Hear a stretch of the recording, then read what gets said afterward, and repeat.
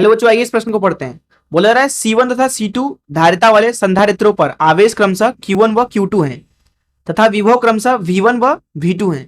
बोला रहा है इनको स्पर्श कराकर फिर अलग करने के पश्चात संधारित्रों पर आवेश Q1 डैश और Q2 डैश एवं विभव में परिवर्तन जो है वो है क्रमशः डेल्टा V1 और डेल्टा V2।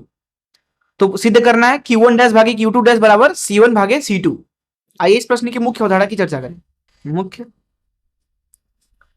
अवधारणा, देखिए कोई भी एक चालक हो या चालकों का एक निकाय हो, दोनों ही संधारित्र की तरह व्यवहार कर सकते हैं।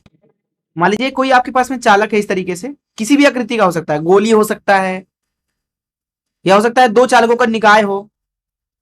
अगर इसमें मान लीजिए हम Q आवेश रखे हुए हैं, इस पे इसकी जो विभव है इस चालक की वो V है, तो इसकी जो धारिता होती है वो दी जाती है C बराबर Q भागे V से।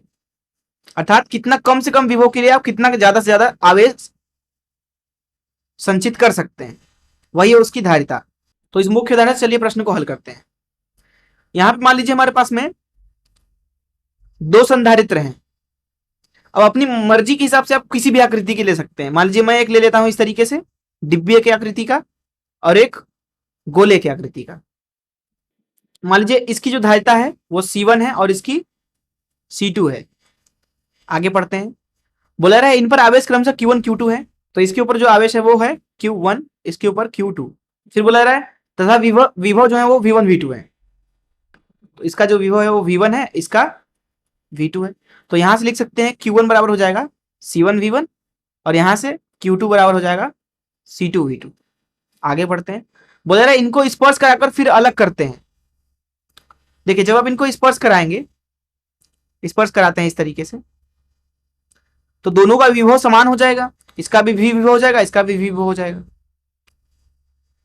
और फिर जब आप इनको अलग करते हैं तब भी उनका विभव V ही रहेगा।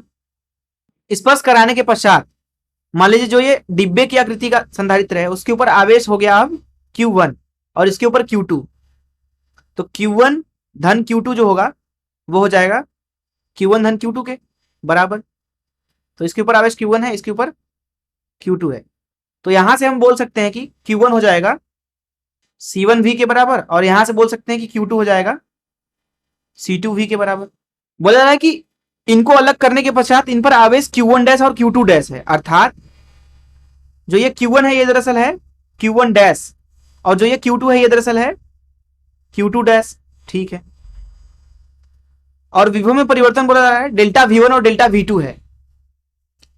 तो देखिए यहां डिब्बे वाले का अभी विभव V है, पहले इसका विभव कितना था V1, तो विभव में परिवर्तन कितना आएगा उसको डेल्टा V1 से लिख देते हैं, तो V ऋण V1। वहीं गोले वालों को देखिए, गोले वाले का अभी विभव V है, पहले था V2, तो विभव में परिवर्तन कितना है अंतिम विभव ऋण प्रारंभिक अर्थात V ऋण V2, तो गोले के विभव में परिवर्तन डेल्टा V2 बोला गया है, तो यह हो जाएगा V ऋण V2। हमें सिद्ध करना है Q1 डैश भागी Q2 डैश बराबर C1 भागे C2।